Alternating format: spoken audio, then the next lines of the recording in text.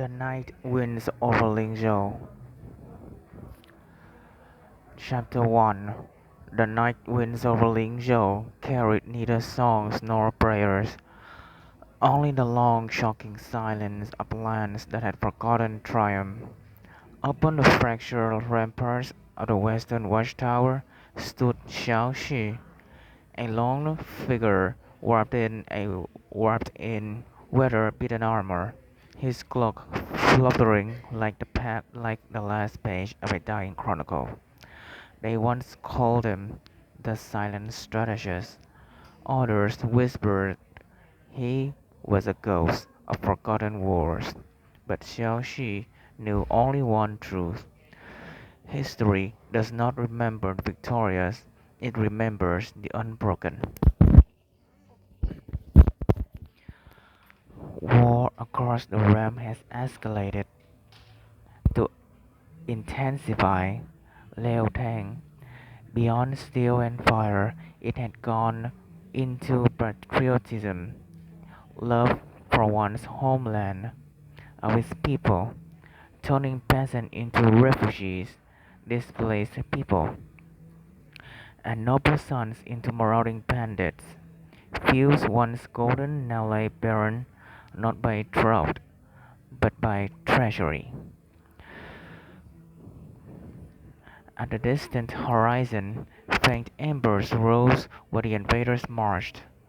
They were not mere riders, they were foreign invaders, kẻ xâm lược ngoại bang, who mocked ancestral tablets, looted historical relics, remnants of ancient legacy, những tàn tích lịch sử, and boasted in their alien tongue. A land without unity deserves neither emperor nor heir.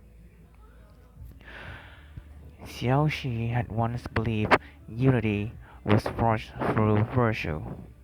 He had once followed Guan Shi, a prominent leader, notable commander, một nhà lãnh đạo kiệt xuất, who dreamed of peace through benevolence, but out of sight, out of mind. Xa mặt, cách lòng. The court had grown blind to suffering. Ministers bathed in incense and silk. Men of bourgeois ideals preached democracy, dân chủ, ruled by the people, and civilization, nền văn minh, yet raised no army when borders bled. They wore dignity like robes, yet their pride was all flesh and no substance, pretentious, giả tạo, hào nhoáng nhưng vô nghĩa, chỉ được vẻ bề ngoài. The wind that remembers. Inside the war council chamber, a brazier flickered, casting shadows like broken spears upon faded banners. Xiao Shi remained motionless, eyes reflect, eyes reflecting not flame, but recollection. He was not like the others, canny, cautious, forever waiting consequence. For Xiao Shi understood that fate is not judged by rage, but by reason. Suddenly, the heavy doors burst open. A courier, mud-streaked and trembling, fell to one knee. "My lord Xiao Shi," he gasped, "the Scarlet Rebellion! They rise under Ming Shu. They call for your banner.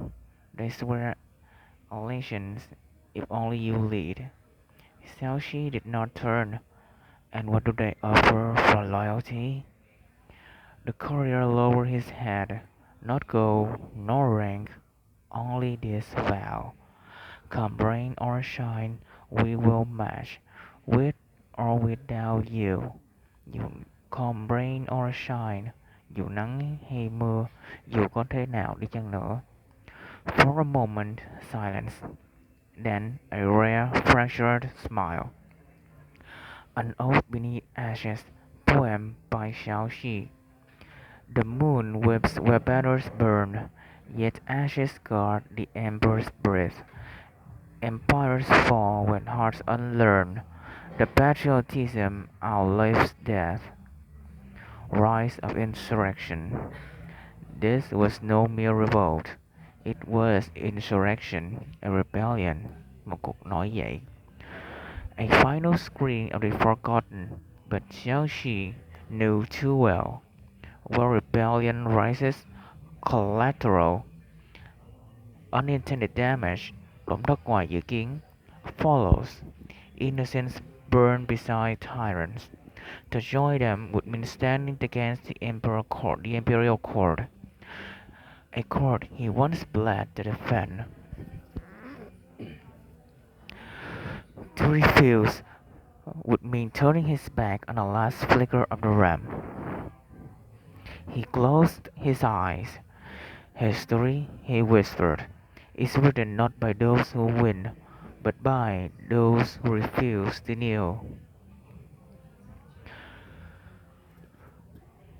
The moon hung low over Heishi River, its silver trail glimmering across the black waters like a blade half drawn.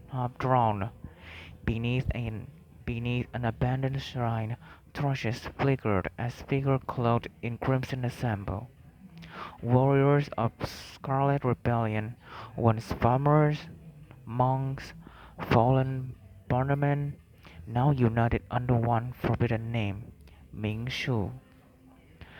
She stood at the forefront, a lean figure in vermilion armor, her hair bound with an azure cord, eyes sharp enough to escalate any man's heartbeat. They call her the Phoenix of Lingnan, once a scholar of the Imperial Academy, now a fugitive branded traitor. Ming Shu stepped down forward as Xiao Shi approached. You finally came, she said, her voice unreadable. I did not come for banners, Xiao Shi replied. I came for remembrance. She smiled, not softly, but with tender stillness. Then remember this, Xiao Shi. Empires fall less by enemy blaze, and more by the silence of those who think and do nothing. The oath of Heishi, blood on cold steel. A horn sounded. The rebels knelt as a chest was brought forth. Within it lay fragments of ancient historical relics, shattered jade seals, imperial scripts scorched by betrayal. Ming Shu drew a dagger. Tonight, she declared, she swear not rebellion, but renewal. Xiao Shi's voice cut through the wind. Do you seek independence, sovereignty, sovereignty, độc lập, or vengeance? Both, she answered. She answered, bluntly speaking, nói thẳng, for how can a land breathe free when it kneels to liars? The Phoenix Grid, poem of Ming Shu.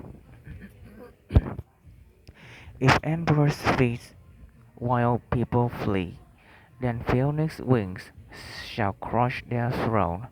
Out of sight, out of mind, they decree, but forgotten embers burn alone.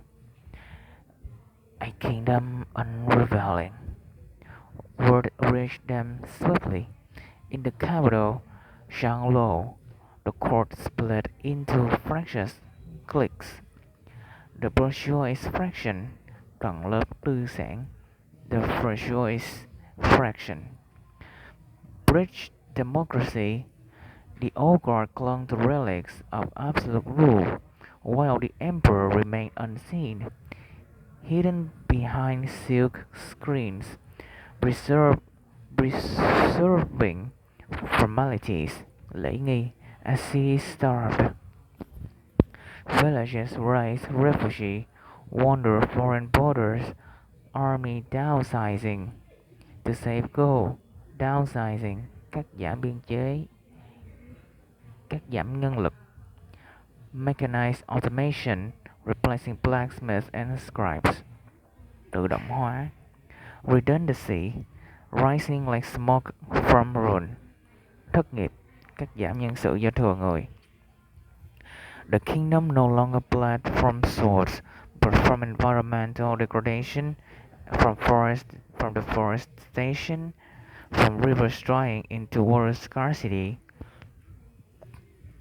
A land wrought not only by war, but by its own anthropogenic, caused by human folly. Xiaoxi stopped. That night, beneath the shrine's fractured pillars, Xiaoxi stood alone, watching torch embers drip like exiled souls. For the first time in many winters, he questions not the realm but himself. Have I been merely loyal, or have I been complicit? He recalled imperial banquets, where courtiers toasted poetry while peasants ate gravel. They braced symbolism, biểu tượng, called him hero, yet delivered nothing but scrolls. They were, Xiaoxi realized, all flesh and no substance. The third voice, Elder Zhou. From the shadows emerged Elder Zhou, once a royal chronicler, now branded an ingrate for exposing corruption, ingrate, vô ơn. Xiao Shi, he rasped, patriotism is not obedience, it is sacrifice without witness. To cultivate patriotism, one must teach not pride but burden. And what of rebellion? He asked. Rebellion without reason births tragedy, but reason without courage, that births extinction. Thus, Shaoxi spoke. I will not fight for banners, I will not kneel for thrones. I will fight for memory, so our descendants shall not inherit our shame. At that moment, under the pallid moon, Xiaoxi, Mingshu, and Elder Zhao, bound wrists with crimson silk soaked in iron water. The oath of Heishi was forged. A storm was coming, not of steel alone, but of insurrection, of ideologies, of the reknocking long denied. And in that gathering tempest, history held its breath.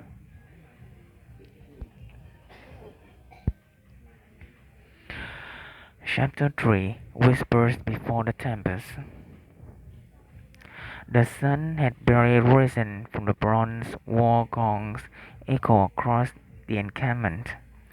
Xiao Hei stood alone by the river bank, his hands clasped behind his back, eyes tracing the shifting currents. The murmurs of soldiers, the clatter of spears, the distant neighs of restless horses, all of it drifted toward him like fleeting ghosts. But his mind was elsewhere. A leader must carry wars not only in his hands, he murmured himself, but in his heart, in his doubts, and in his foresight. He thought of what patriotism meant to those under his command. Was it a fire or a burden, a bride or a chain? Beside him, his young aide, Liang Yu, Liang Yu, approached with urgency, clutching scrolls. Brilliant yet impulsive, once branded teacher's pet, a favorite student of the teacher, but the Imperial Academy. Now he walked in the shadow of war. General, scouts report of search. Scouts report a surge of refugees, those who fleeing war or disasters. Next synonym was exile displaced, seeking shelter beyond the eastern ridge. They carry relics, ancient tablets from the Temple of Jin. Xiao Hei turned sharply. Historical relics, he repeated, voice low. These relics, rootings from the age before dynasties, held prophecies, poetic wars, ancestral codes of honor. To lose them was to lose identity. Do not let them fall into hands of the invaders. Liang Yu hesitated. But the foreign invaders are closing in from the northern march. If we move to protect relics, we risk flank exposure. Xiao Hei closed his eye briefly.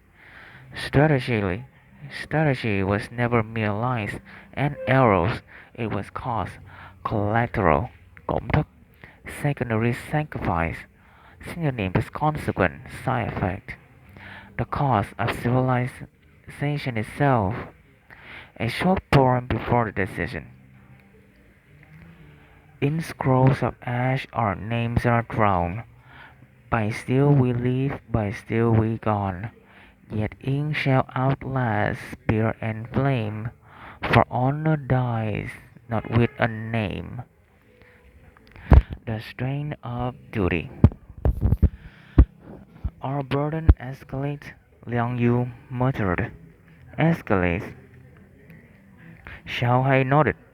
War does not simply clash, it escalates through hearts, doubt by doubt. He remembered past battles, those grueling trials, thử thách khắc nghiệt, synonym with Adia's test, brutal ordeals, those grueling trials. In countless marches, soldiers so exhausted they had a tendency to look back toward homes, toward forgotten laughter. Yet now, turning back was no longer possible.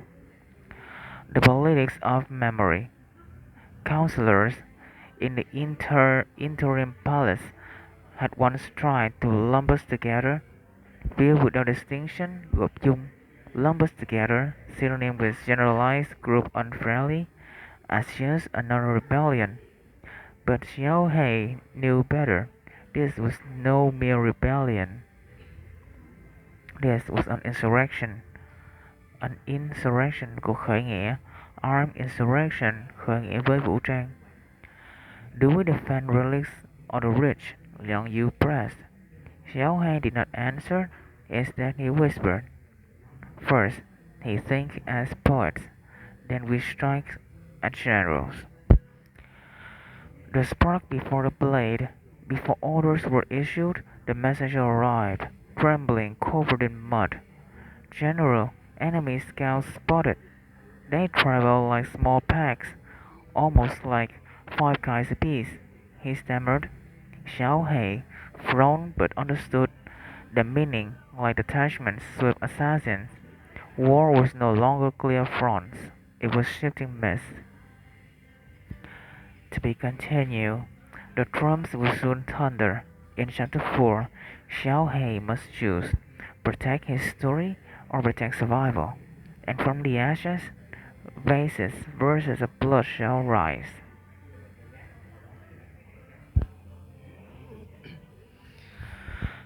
Chapter 4 The Winds of Obligation.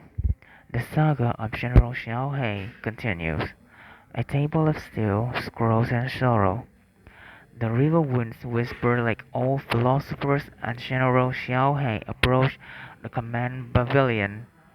Inside, lanterns flickered over wall maps, casting shifting shadows like ghosts of fallen warriors. Each shadow reminded him victory was never free. It was merely borrowed, paid for in blood. Outside, the murmurs of soldiers echoed in uneven rhythm.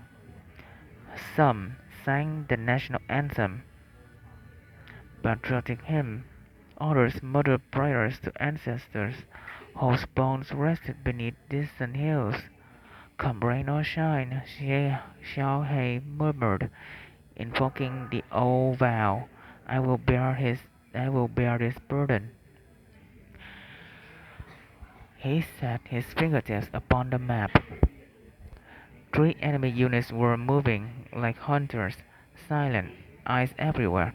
One toward the historical relics at Shin Temple, one toward the refugee camps near Tower Bridge, one directly toward his own flank. War no longer had fronts, it had fractures. The councils of the limits. Liang Yu entered with Lord Zhao Wen, an elder tactician from the old empire, who once served in the Perseus Democratic Revolution, cách mạng dân chủ tư sản, uprising of merchant class seeking reform, civic revolution, Perseus Democratic Revolution.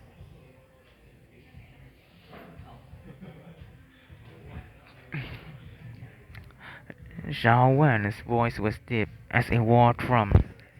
General, relics are symbolism. War is symbolism. War is realism. Choose carefully. Symbolism mang tính biểu tượng. Realism chủ nghĩa hiện thực. Xiao Hei replied, calm but firm. Without symbols, we are peace. Without realism, we are corpses. The charge of decision. A scout knelt before him, panting. Enemy riders are in the midst of charge. Midst of a charge. Enemy riders are in the midst of a charge. Should we counter? Midst of a charge. Trong một cuộc tấn công. Xiao Han did not bat an eye. Chớp mắt. No surprise, unfazed, calm. Instead he whispered, we shall not choke our stranded enemies at our leisure. We shall let them believe we are weak. A dangerous thought, deception, elude, đánh lừa, mislead, trick. The blood. Liang Yu, Xiao Hai said, prepare a feint at Tao Bridge. Let the enemy think we flee. But General, the men, many of them already exhausted, these grueling trials weigh heavily. Morale. Xiao Hai cut him off, voice as sharp as a glaive. Glaive is a problem blade, trường thương, thanh đao dài. Morale is forged, not found. Tell them this. We fight not for land, but for memory. The heart of Xiao Hai, inner monologue. He stepped outside in silence. For a moment, war faded, replaced by memory. His mother's lullaby, the cracked roof of his boyhood home, a father who taught him, never be an ingrate, kẻ vô ơn. He whispered to the cold wind, history is not ink on silk, it is bones beneath soil. Let kings chase crowns in jewel light, let traders scheme in halls at night, but I, a soldier born to roam, carry a broken world for a home. March are unsung. As orders spread, the army stirred. Veterans tightened anti-slip ropes on worn stair treads of siege towers. Stair treads, bậc cầu thang, ceiling with steps, risers, noseling, mũi bậc, edge trim. These were builders once, before saw replaced chisel. A soldier joked softly. Strange how war and carpentry run in family, di truyền qua các đời.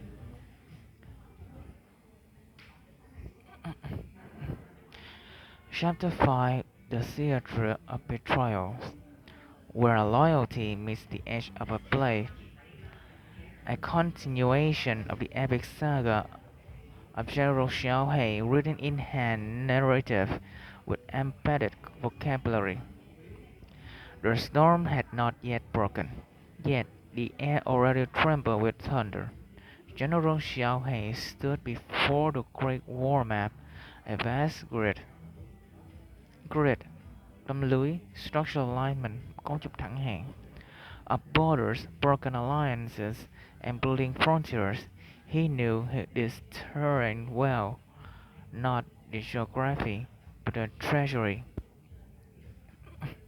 Ahead lay not merely armies, but performances. War, he murmured, is the grandest theatre. Theatre, nhà hát, stage of drama. A council of masks. Lord Zhao Wen entered. His silken sleeves trailed like ghost wings. Behind him came Minister Qian Mu, a scholar with ink-stained hands and serpent's eyes. Rumors whispered he served not loyalty but capitalism, chủ nghĩa tư bản. Hidden beneath imperial robes, Qian Mu bowed deeply, lips smiling, eyes calculating. General, the court wishes reassurance. They expect certainty. In war, certainty is the first casualty. Kanmu chuckled like a rattling coffin hinge. Be cautious, General. Some in the upper echelons, tầng lớp thượng lưu, questions your independence. Betrayal within breath. When Kanmu departed, Lord Zhao Wen whispered, "He is all flesh and no substance, a peacock among dragons." Pretentious, giả vờ, giả tạo phô trương, synonym of ostentatious, pompous. Xiaohei nodded. Let him strut. A stag atlas cannot stop a blade. Report of the refugees. A young officer arrived, armor still stained from patrol. General, the villages of Townbridge, refugees, thousands, women carrying infants, elders dragging carts, they beg for protection. Xiaohei's chest tightened, not with fear, with memory. He recalled Lady Fangling, a heroine who once fought by his side, who once fought beside him, a heroine, nữ anh hùng. She died not by sword, but by tragedy. Tragedy, bigot, disastrous fate, calamity, sorrow. Her village unknowingly shelled by their own cannibals. Collateral, collateral damage. A letter left unread. That night Xiaohei found her final letter among his scrolls. If I perish, do not let history forget love. He pressed the paper to his forehead. He would never reveal this. A general cannot bleed where soldiers may see. The spy within. At dawn, an imperial messenger arrived with crimson seal, but Xiaohei noticed the horse, wrong livery, hooves mudded from northern roads, not the capital roads. He drew his blade. Who sent you? The messenger trembled. Minister Kanmu. A trap. Political assassination masked as diplomacy. Standing alone, Xiaohei faced the bronze mirror. Dark eyes, iron jaw, frost at his temples. He whispered, I have a tendency to look back. Reminiscing nature, thói quen nhìn về quá khứ, but war drags forward. He donned his armor, not an ornate set of ceremonies, but a scratched cuirass of marching days, because today he would be both soldier and storm. Ink may burst empires upon silk, but iron rises true in bone. Trust not the tongue with honey milk, for venom drips where roses are shown.